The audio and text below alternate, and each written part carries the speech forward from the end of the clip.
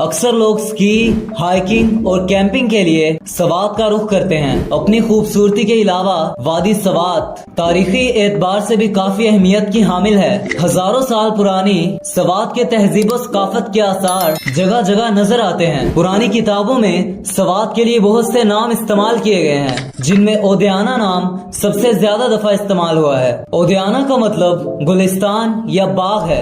जमाना कदीम में इस जगह पर तहजीबों और मजहबों में बुद्धमत को आफरियत रही है। बुद्धमत की वैरान और बंजर आबादियां और इबादत खाने यहाँ जगह जगह नजर आते हैं। सवात में ज्यादातर पश्तून, जिन्हें यूसुफ जई भी कहा जाता है, आबाद हैं। इनमें से ज्यादातर लोग अफगानिस्तान से आए हुए हैं।